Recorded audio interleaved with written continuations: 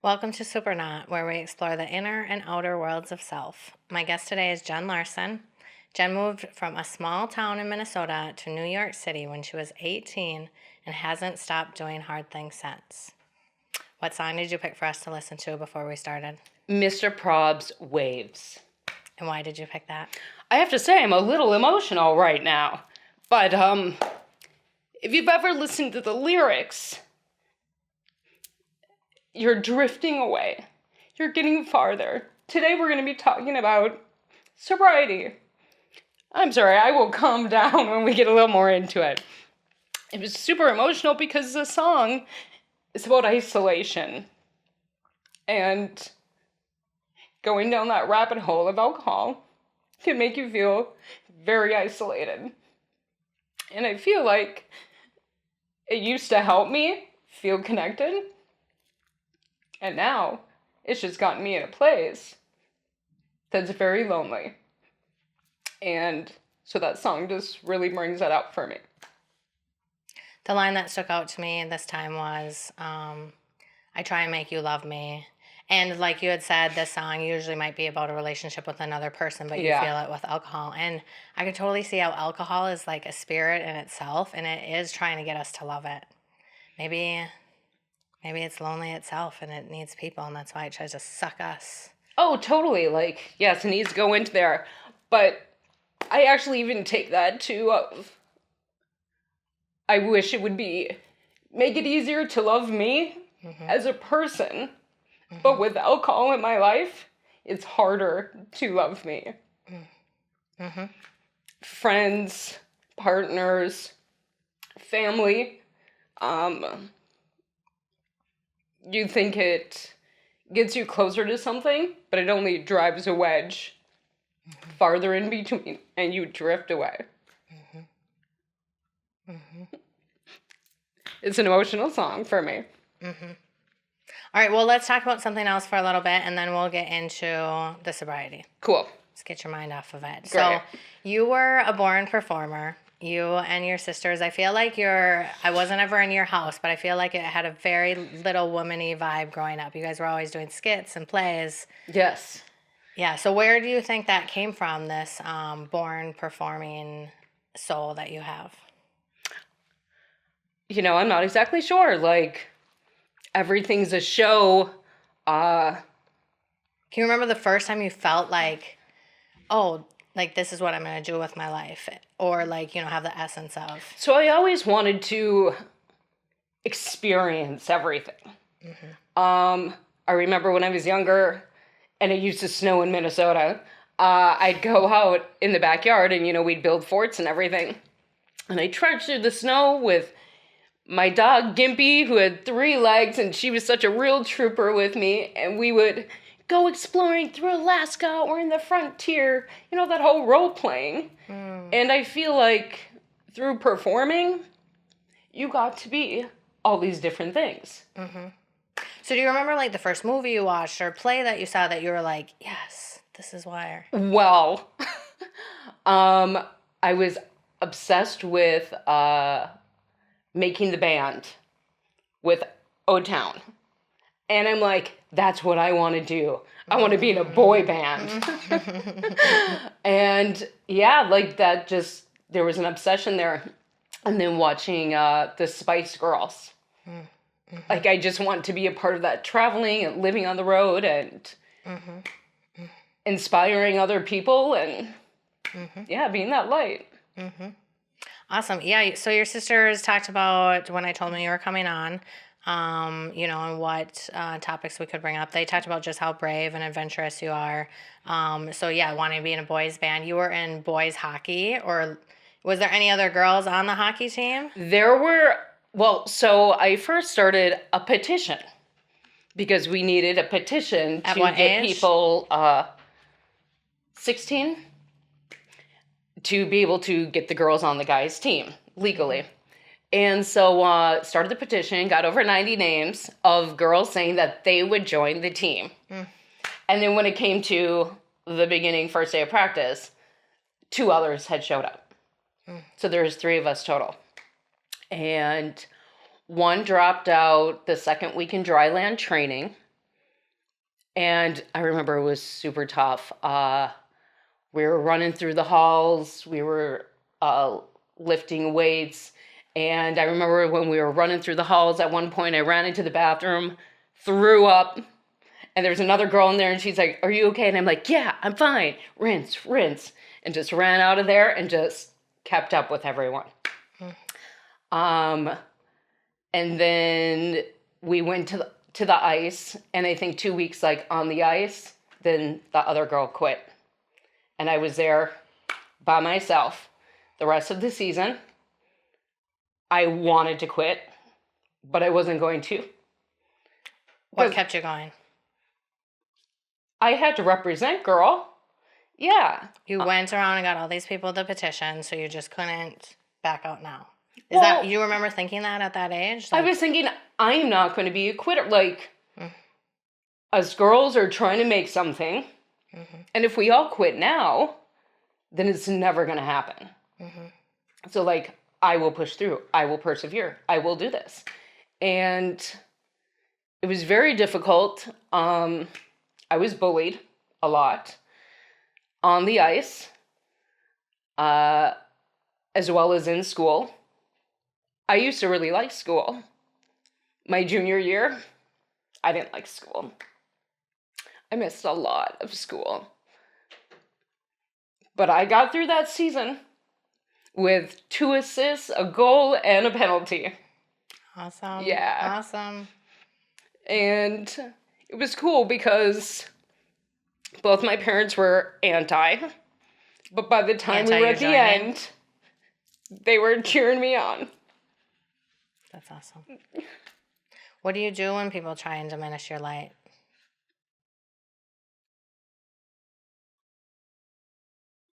I think that's one of my struggles. But you've been doing it for so long, you put yourself in these hard positions in high school that other people would never put themselves through.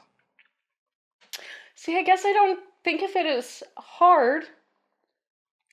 It just needs to be done. It's just, yeah. If somebody tells you, or if you decide you want to do something, it's something is telling you to do something. So then you're like, I just got to do it. I just got to do it. I think a good example of that is I lived abroad in Brazil for a year. I never dreamed of doing something like this. I dreamed of living abroad. That was my goal. And it was supposed to, well, the plan was that I had created, moved to England with my job transferring me because they have headquarters over there. And I was told this was going to happen, like everything was great. It was all happening. I got rid of all of my stuff in New York. I just had like 2 suitcases and my bicycle I was going to bring over to someone's house to hold on to for me. And they said that the working visa wouldn't go through because at that time it was Brexit. So then I didn't have an apartment, like I didn't have anything because I was moving to England. So I talked to my ex-partner and she had some family in Brazil and I'm like, I guess I'm moving to Brazil. And I took a crash course in Portuguese and I arrived and I'm kind of like, I don't even know how I did it, but it was amazing. You're like bringing up all these hard things that I've done. Yeah, moving to New York at 18 too. Did your family think you were crazy? Oh yeah. And all of your friends, I was 21 when I moved to Chicago, and everybody there. I can remember 2 people being supportive in my life. Not everybody was unsupportive, but they just didn't have anything to say about it. 2 people said, "Wow, that's cool," and I had a lot of friends. I totally understand that. I will say, like, my mom and dad did drive me out there. So I think that's a certain way of being supportive, right? Not crazy about it. My older sister, Becky, love you, Becky, but she has told me, you won't make it out there, you won't make it out there. Like, to this day. I feel so proud when I say that. But I didn't look back. At that age, did you think maybe I should listen to everybody and not do this? Or were you just like, no, I'm doing it. Like, I'm just so It was the plan. It was the plan. And I remember when my parents were leaving, I was scared. I was excited, but I was scared. Mm-hmm. And someone, the guy I sat next to, comforted me, or just like became like my friend at orientation. And it just kind of all happened, and I never looked back. Mm-hmm. And I think that's what's special about it too, is as you get older, things aren't as easy. I did just Why do they recently get harder, move. though? Why do they get harder? They should be getting easier. You've been doing hard things your whole life, like, but it does seem like they get harder. Oh, totally. I think you're so excited. And to now be out when of the there's so many house. more responsibilities, or you understand insurance and taxes and all the things, where maybe Exactly. that's what makes it scarier. Yeah. Mm-hmm. And you're like getting, I don't know. I think part of the reason why I get emotional and everything too is, I always say this, what have I done with my life? And as you get older, you're running out of time. When you're younger, oh, you're having a great time. Mm-hmm. Well, I think you've done so many great things in your life.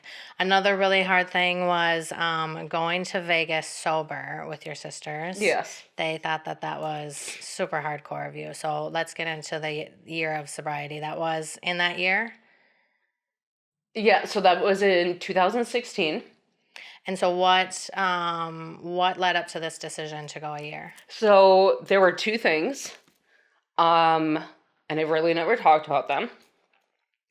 They both happened in, I don't know which one happened first, but they happened within like 2 weeks of each other.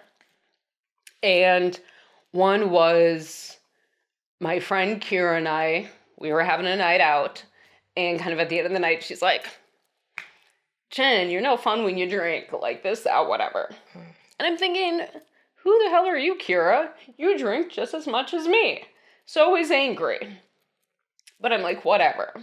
Then 2 weeks later, brought some friends over from the bar. Kind of like went in my room. Then it was just like me and a guy. And I ended up inviting my roommate over to hang out with us too.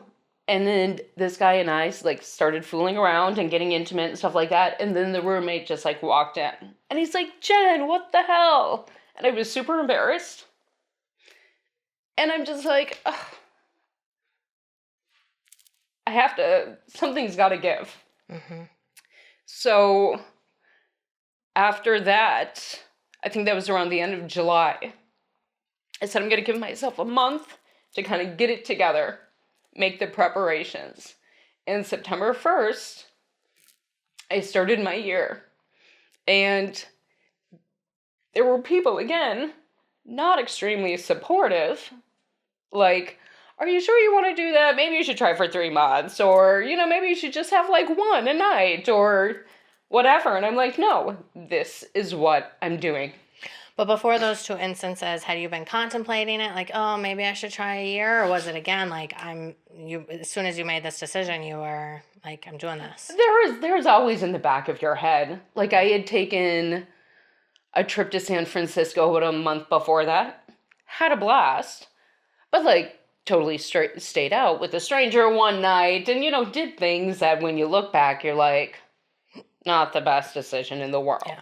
And again, you're young, you don't think about these things, or they don't have such a big impact than when you're an adult. When you hear more horror stories. Yeah. And why I kind of agreed to come in here and be vulnerable today is I know hearing other people being vulnerable and sharing their stories have helped me. Mm-hmm. So I'm hoping to help other people too. Mm-hmm. So how hard was it? Like, so you decide to go a month, you make it a month. And when did you decide to go longer? Oh, no. So I decided August 1st. So the drama unfolded the end of July. Mm-hmm.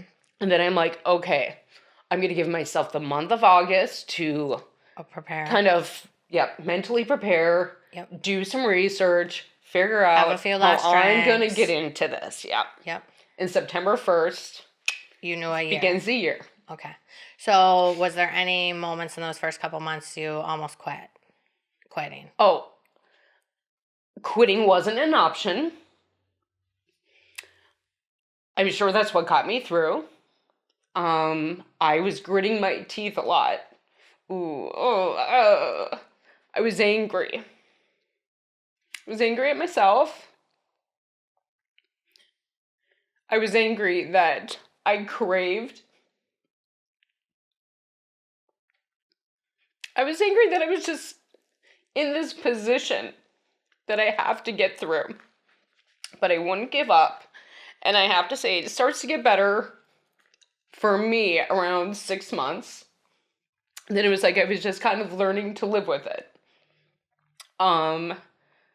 It was one of the most amazing years of my life. I got in great shape. I ran the New York City Marathon. I did the New York City Triathlon. I was promoted 3 times at my job. I had a great crew that totally respected me at work. My workers.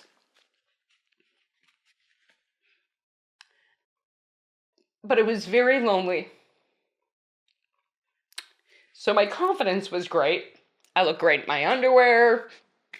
I was showing up on time, like doing the grind. I mean, I got burnt out of work because I was working 10, 12 hours a day.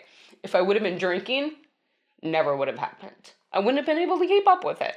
Was there something specific that you think you replaced it with, like the running or the working out, or? So that's one thing, yeah. So they talk about what you can do to help you get through this is replacing your habit, whatever habit it is, right? Mm-hmm. And so I replaced it with fitness, training for everything. And I think that was a good thing because then I got in great shape and all of that. But I don't think it helped me in the long run because it was just like, this is what you're going to do for a year, as opposed to like a lifestyle change. Mm-hmm. Like it wasn't sustainable. So, like knowing that, I would have done it a little differently. Like how? What would have you done? I think it would have been fitness, but also a hobby. Mm-hmm. And maybe fitness with a community. Because like I said, when you stop drinking, you don't go out. So I completed the world's most difficult jigsaw puzzle that year as well. And it was difficult because the design was on both sides of the pieces. So you didn't know where it fit in. I just see you Googling world's toughest puzzle. Yeah, no, so it was amazing. Like I have amazing pictures from that year. And some of the artwork that I went and saw that like I wouldn't have done. Towards the end of it, I went to a rooftop pool party by myself because no one else, everyone was like, I can't get in a bathing suit in front of all these people, la la la. And I'm like, I look great, I can do this. And of course there was a bar and a DJ and this whole thing. And it really didn't even faze me. And my confidence was like through the roof. Mm-hmm. And then just even being there by myself too. Mm-hmm. But yeah, so I would have done more like a sport instead of just training by myself. Mm-hmm. Or like join like a running team or a biking team and started to build some friendships out of that. That makes sense. Because I was just kind of like by myself the entire time. Mm-hmm. Well, and were you having social anxiety? Because a lot of us drank to fit in more and like have better conversations. Uh-huh. So at first, was it like hard to have conversations and be yourself, or did it feel like it? To be honest, I was just like so focused on work because I was just working all these long hours. Mm-hmm. And then I was like going home and working out. Mm-hmm. So like that wasn't something that was like huge for me. Okay. So after the year, how did your relationship with alcohol change? Like you started drinking again. Did you have better boundaries for yourself? Did you just dive back in and go crazy? It slowly got worse. I mean, like, so it wasn't bad at the beginning, right? I wouldn't say it took like that long, like less than a year to then be back to unhealthy. or, thinking about it more than I want it to be, right? Another thing that I don't know how exactly I would have done this differently, but I know a lot of people, they've quit for a year and they're like, I feel so great, I'm just going to keep going. Where I was like, I said I'm doing a year. I got to my year and I'm like, planting the flag on the rock and like showing everyone what I did. Mm-hmm. But what's interesting is I only showed like my family. I didn't announce it on Facebook or really share with anyone. Mm-hmm. And I'm wondering if that would have helped. Mm-hmm. Be more vocal. That's one thing about me too. I don't just share a lot. And maybe sharing would help with that, I don't know, that deeper connection. I mean, it only makes sense when you say that, right? Yeah. Community and building trust. Exactly. And other people can celebrate with you. I'm always celebrating by myself because I just keep everything to myself. And then you have an emotional wreck like this. Yes, you've been holding everything in. That's why it's all coming out now. So, but, like, when I was doing my year of sobriety, I remember having Thanksgiving over at a friend's house, and she was telling me about a horror story that she had, like, 2 weeks ago because of alcohol and this and that, and I'm like, that's awful, I'm just glad you're okay, and whatever. And she started to not drink about a month later, or 2 months later. And she told me, she said, I saw how great you were doing. I wanted to do it too. Like, you inspired me. And she did her year, and now she's on, like, year 4. Because I think you're so determined that whatever you say you're going to do it exactly. So that's, you said you're going to year. Well, so you did then it. That's tough because I don't want to say forever, do I? You know what I mean? Then it changes, right? Like the dynamic of it. With your experience, did you ever want to say forever, like at the beginning? Oh gosh, no. Right. No, it's super scary. Like you were now scared I'm ready to do to, year but it 1. took 5 years of like from when I first decided to quit drinking at home, which was crazy huge. To when I decided, I think this will be my last drink forever. And that was 5 years. A full year of sobriety in between there. And then for a couple of years, only drinking every 3-4 months. But I still, until that very last one, I still thought, I don't want to say forever. Forever is scary. That's very scary, exactly. It is. So what's your relationship with alcohol now? Not great. Not where I want it. And I think that's partially why I'm getting emotional too. I'm at a place where the change needs to happen. And to reminisce about how great the year was, and you knew you were going to go into that, I'm sure brings up a lot of emotions because you're admitting how great that year was. Yeah. I mean, you did say it was lonely, but it sounds like so many great things. Oh, so many wonderful things. But my life is in a different place right now too. Now I'm married. So love my wife. And she'll be supportive of you not drinking if you decide to. Oh, she doesn't really even drink at all too. Right. She would probably love it. Yeah. And so I just moved to a new place. She has lots of friends. So I know everyone would be like supportive. And what's wonderful is none of them know my past. So none of them know my past. So it's like I'm starting over. Yeah. Oh, fresh start. You know what I mean? Yeah. Yeah, like to a certain extent. Like, yeah, so that's super they don't know exciting. my history or anything like that, so I can start on the slate that I need to start on. That's wonderful. Yeah. So how does alcohol hold us back in your opinion? Like in what ways? Easy stuff, robs you of your time, and not only the time that you're drinking, the recovery time, right? Your money. But like your confidence is a huge thing. How so? How do you think alcohol? Because I agree with you 100%, and we talked about this. The confidence. I like put it in bold letters. I'm like, yes, but how? Well, so I guess one easy explanation for that is when the next morning you wake up, what did I do? What did I say? Oh, did I talk to this person? How long did I talk to this person? And that whole stress rabbit hole that you just go down. I know you don't even want to see that person again. You spend weeks thinking that they're mad, and then you see them and everything's fine. It's like, why did I put myself through hell thinking that they were mad? I got so sick of my own voice. Like when I would wake up in the morning and be like, I like talked all night. Why didn't people like walk away from me? I'm like, why didn't you hang up the phone? Yeah. I'm like, you deserve better quality of me. Just hang up the phone. Like, spare me at the same time. And then like when you're feeling hungover, it's the confidence. It's like, I can't do this, or you don't have the energy to be able to have like the right mindset to climb that mountain that you're like determined to climb.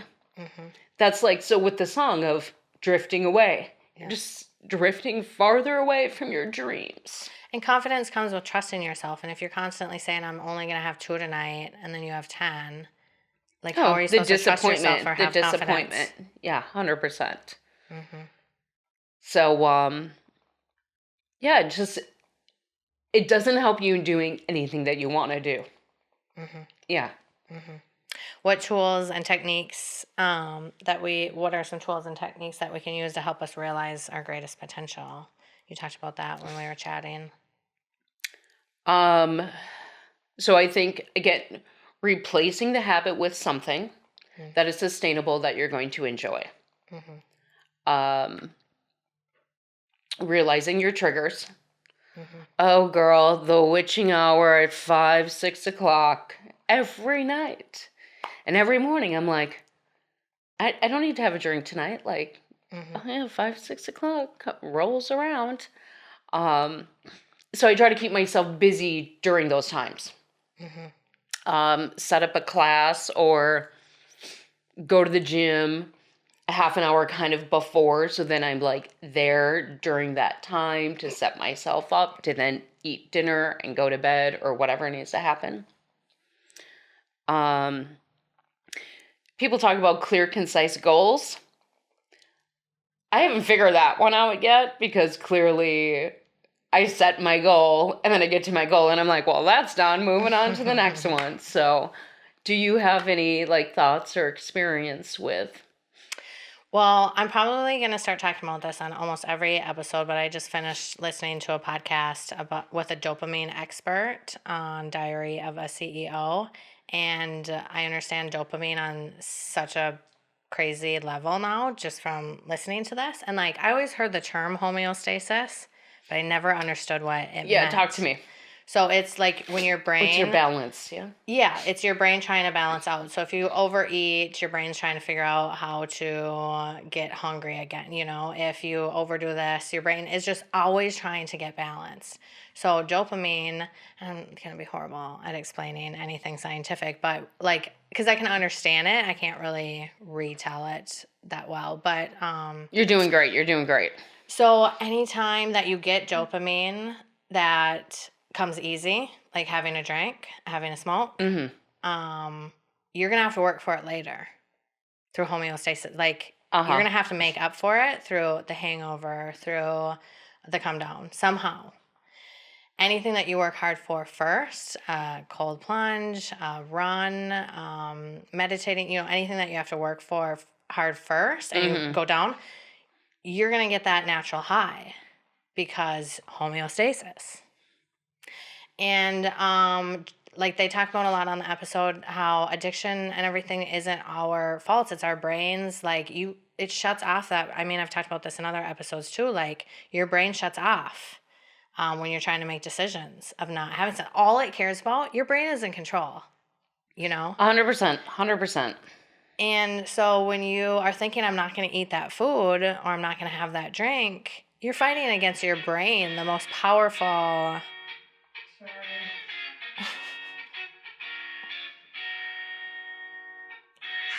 does my phone keep doing that? It did it last time too. What was the last thing I said?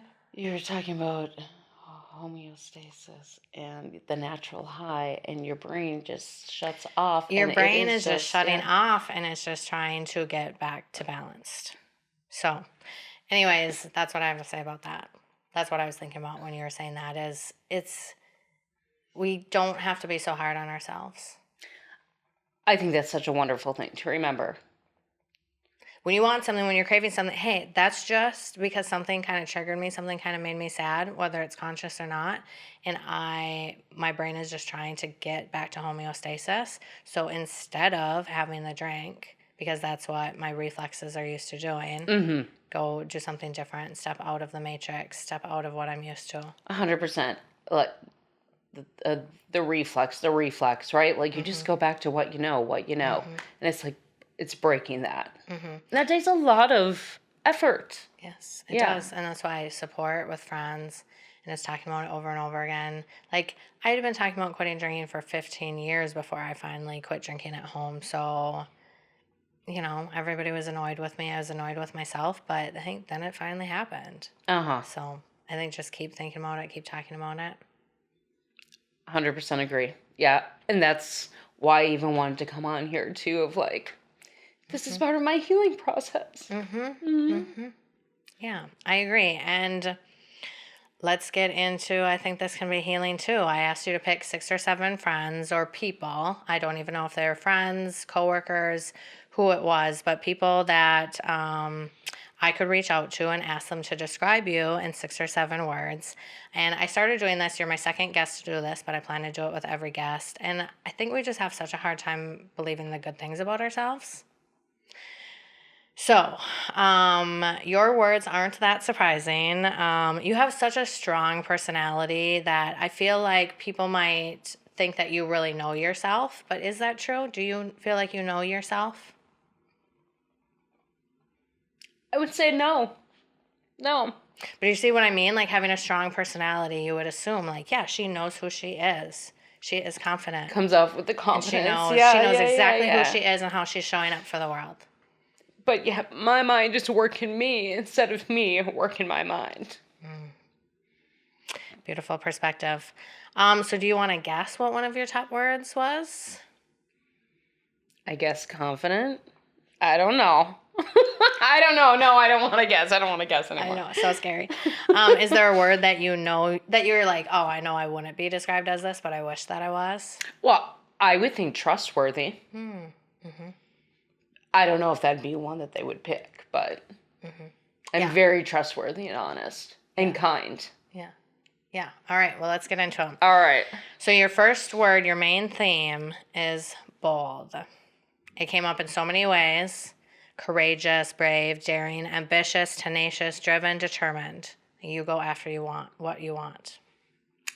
Well, that sounds lovely. Yeah. Thanks, everyone. Yeah. So that's what I mean, not surprising. I mean, your sisters too, and they're like, well, she's so adventurous and everything hard that she's done. Second is joyful. You bring magnetic joy to any space with words like funny, good-humored, lively, outgoing, fiery, fun, and whimsical. Wow. And third is warm, which trustworthy would be in there. But people feel safe and loved around you because they said words like caring, supportive, generous, lovable, friendly, warm-hearted. Your fourth word is real, with direct, authentic, open, and genuine. Fifth word, adventurous. Everybody said adventurous. Yes. Perfect. So I asked AI to put all these words together to come up with one sentence that describes you. And it said, you're not just strong, you're alive. You're the fire and the foundation. Cool. Thanks, Beth. How reassuring to be here today and hear these things. Good. Is there any stories that you tell about yourself, about your life, that you want to rewrite?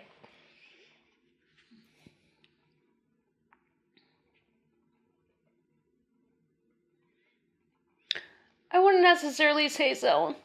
Just my relationship with alcohol. But that's your forward story. If you don't want to change anything from the past, that's good. Oh, But moving forward now, you can. Oh, yeah. Mm-hmm. That's good. That's good. I think a lot of us tell ourselves something like, oh, I'm a victim in this way, or this happened, blah, blah, blah, blah, blah. So that's kind of where that question came from. But yeah, no. I'm glad that, so you're content and you're happy with where your life is at. That's beautiful. I just want to keep going and break my chains. What does a life full of freedom mean to you? Not thinking about alcohol.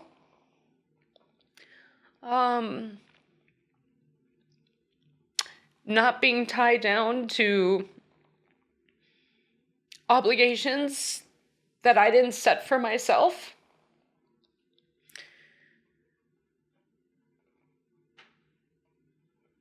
And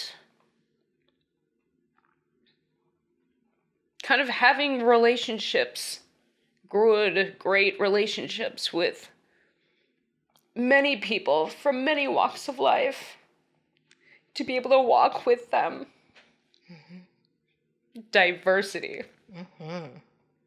I love that. Yeah. Okay, well, we got a shout out to Gimpy. You already brought him up, your three-legged dog. Yeah, I love her. Do you think that now that you're settled in a new spot, maybe it's time to get another animal, or do you think? Oh, no, I'm moving around too much. Moving and grooving, girl. Yeah. Yep, absolutely. Well, you have all your niece and nephew animals up here. Exactly. Yes, I do. Is there anything else you want to say? No, just thank you so much for having me. Thanks so much for coming. Yeah, It was so this great. therapy session was amazing. Seriously, thank you. Love you, Jen. Thanks. Love you too, Beth. Hug. Oh, it's so good.